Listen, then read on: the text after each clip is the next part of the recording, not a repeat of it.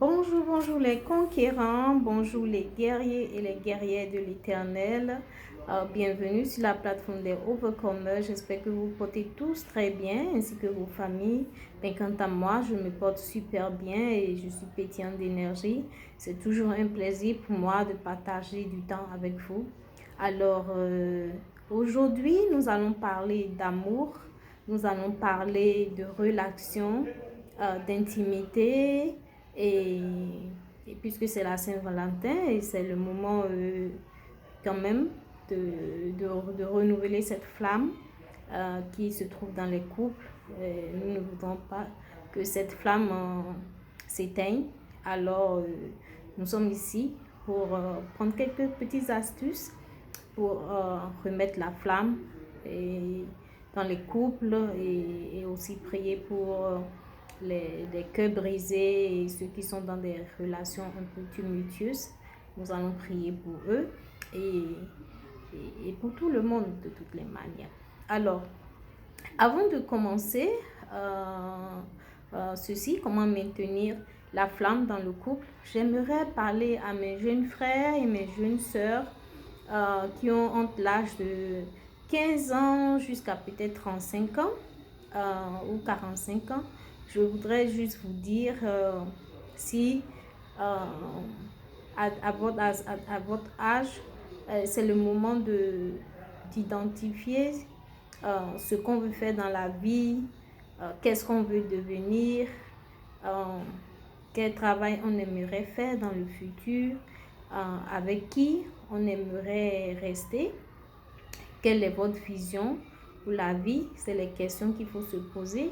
Il faut déterminer son identité. Il faut être quand même soi-même, trouver son bonheur à son propre intérieur avant de s'associer avec quelqu'un. Vous savez, il y a trois grandes décisions que nous prenons dans la vie. La première, c'est si nous voulons vraiment donner nos vies au Christ, si Dieu fait partie des premières personnes dans notre vie. Et la deuxième question, c'est qu'est-ce que nous voulons faire de notre vie? Quel travail nous voulons faire? Qu'est-ce que nous voulons devenir? C'est-à-dire notre identité. Et la troisième question, c'est avec qui nous voulons construire notre avenir. Donc, ce sont de très grandes décisions dans la vie qu'il ne faut pas prendre à la légère. Il faut prendre le temps de réfléchir, il faut prendre le temps de faire un développement personnel, c'est-à-dire de travailler sur soi-même, de travailler sur son caractère, de travailler sur son mindset, de travailler sur beaucoup de choses pour devenir une meilleure version de vous. Alors, je vous exhorte à prendre un papier et à écrire les qualités et les défauts peut-être de la personne idéale que vous avez dans votre imagination. Vous voyez, faites un portrait physique et moral de la personne que vous aimeriez vivre avec dans le futur, que vous aimeriez partager votre vie avec, faire des enfants, fonder une famille, je ne sais pas, quels sont vos projets. Faites une liste de tout cela et quand vous aurez fait la liste, maintenant travaillez pour avoir ces qualités-là. Travaillez pour avoir au moins 80% de ces qualités que vous recherchez chez quelqu'un. Travaillez pour avoir ça parce que si vous voulez attirer une personne comme ça, il faut que vous aussi vous soyez dans cette énergie-là. Vous voyez? Mais si vous êtes dans une basse énergie, si vous êtes dans des low vibrations, vous allez attirer des gens qui sont dans des vibrations terre à terre, c'est-à-dire basses, des vibrations basses. Donc, si vous voulez quelqu'un qui a une vibration élevée, vous devez aussi élever votre vibration. Donc, si vous voulez quelqu'un de bien, de riche, de beau, d'élégant, d'intelligent et tout ça, je sais que vous avez plein de critères. Alors, je vous exhorte à faire ce travail-là et à devenir cette personne que vous recherchez dans la nature. Ayez au moins 80% de ces qualités et vous verrez que la nature mettra les choses en place pour que cette personne se mette sur votre chemin, pour que vous attirez cette personne dans votre énergie. Donc, c'est le conseil que j'ai à vous donner. Aussi, pour ceux qui sont déjà dans des relations et qui peut-être ne se sentent pas heureuses ou bien il y a beaucoup de problèmes dans vos relations, j'aimerais vous donner quelques red flags, c'est-à-dire des points qu'il faut observer pour ne pas se mettre avec la mauvaise personne. Parce que quand vous choisissez la mauvaise personne pour votre vie, comme partenaire de vie, alors toute votre existence est gâtée. Toute votre existence est à l'eau. Parce que au lieu que vous formez une équipe avec cette personne pour évoluer, cette personne devient un compétiteur pour vous tirer en bas. Cette personne devient un frein à votre épanouissement, un frein à votre développement. Alors, je vais vous donner quelques petites astuces si vous êtes déjà en relation pour voir si vous êtes dans de bonnes mains ou bien s'il faut que chacun de son côté travaille sur lui, fasse un développement personnel pour devenir une meilleure version de vous. Alors, si vous sortez avec quelqu'un qui est très très jaloux de vous, il faut commencer par réfléchir. Si vous avez quelqu'un qui vous empêche de travailler ou qui cherche à vous contrôler financièrement, c'est un red flag aussi. Si vous avez quelqu'un qui a tendance à vous manipuler ou à contrôler vos faits, gestes, qui vous fréquentez, qui sont vraiment très possessifs, il faut que ça fasse un tic dans votre tête. Si vous avez quelqu'un qui a tendance à vous éloigner de votre famille ou de votre cercle d'amis, c'est un red flag aussi. Ou lorsque vous êtes dans la relation, la personne vous fait des blagues de mauvais goût et il peut dire quelque chose et pour rigoler, il va dire mais non, c'était juste pour rigoler, mais la personne écorche vos émotions. Oui. Commencez par réfléchir, prier par rapport à cela. Ou la personne vous humilie, ou utilise du sarcasme ou de l'ironie pour vous parler. La personne vous parle d'un ton hautain, ou la personne est très égoïste, ou la personne n'aime pas présenter des excuses lorsque il vous offense. C'est des choses qu'il faut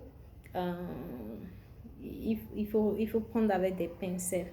Ou bien quand il y a un problème, la personne vous pointe toujours de doigt, c'est vous qui avez toujours tort, lui n'a jamais tort ou elle n'a jamais tort. Il faut réfléchir.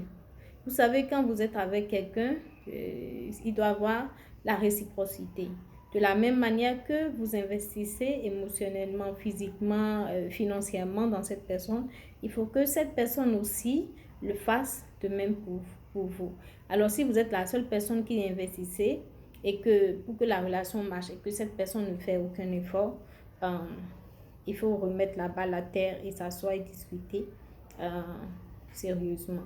Aussi, quand il y a les conflits, si la personne n'aime pas s'asseoir et discuter, c'est un red flag parce que vous êtes venus de deux différents types d'éducation, de type de valeurs. Alors, il y aura toujours des conflits. Alors, si on n'est pas en mesure de s'asseoir et discuter et trouver des approches de solutions, alors ça ne sert à rien. Et cette relation n'ira pas à bon port. Donc, ce sont quelques petits red flags astuces que je vous ai données et qu'il faut regarder quand vous êtes en relation avec quelqu'un. Voyez si cette personne est jalouse, possessive, aime contrôler, et manipuler, humilier. vous dénigrer, cherche à vous éloigner de votre cercle d'amis ou de famille, et vous demande de ne plus travailler parce qu'il veut vous contrôler financièrement, vous accuse pour tout ce qui se passe, tout ce qui est mauvais, vous accuse de ça, ne prend jamais ses responsabilités. Une personne qui n'aime pas communiquer quand il y a des problèmes, pour résoudre les problèmes, tout ça, ce sont des red flags qu'il faut prendre en compte lorsque vous êtes en relation avec quelqu'un. Et quand c'est comme ça, c'est à vous de voir si vous voulez rester dans une relation toxique et supporter et subir les conséquences, ou si vous voulez prendre du recul, vous les deux travailler, faire une période de séparation et que chacun fasse un développement personnel à son niveau et évoluer avant de se remettre ensemble et maintenant sur de bonnes bases pour évoluer. Aussi, vous voyez que vraiment c'est insoutenable et que vous êtes dans une relation, vous êtes stressé, vous êtes vous êtes anxieux, vous ne vous sentez pas libre et vous rentrez dans la dépression et c'est pas la joie du tout. Dans ce cas, franchement, je vous dis, parfois il vaut mieux être seul que d'être mal accompagné. Donc, c'est à vous de voir si vous pouvez le supporter ou non. Et dès le départ de vos relations, mettez les fondements, mettez les fondations, asseyez-vous et dites à chacun, voici ce que j'espère de nos relations, qu'est-ce que tu espères de nos relations. Ne vous taisez pas et dire, il est censé savoir. Non, ils ne sont pas censés savoir. Il faut leur parler, il faut dire à votre conjoint, à votre partenaire, ce que vous espérez de cette relation et ce que eux aussi espèrent. Si vous vous convenez, alors c'est bien. Mais aussi, ne mettez pas le sexe en avant. Parce que quand le monsieur a déjà goûté, mais il vous traitera comme il veut. Vous voyez, c'est vrai, vous pouvez garder votre corps et vous pouvez faire 4 ans, 5 ans et puis dès qu'il vous a, il voit que bon, je l'ai, il se met à coucher un peu partout. Donc, prenez le temps d'observer. Je veux surtout parler à mes sœurs. Ne vous focalisez pas sur vos émotions. Utilisez votre tête aussi et vos yeux. Utilisez les communications non verbales pour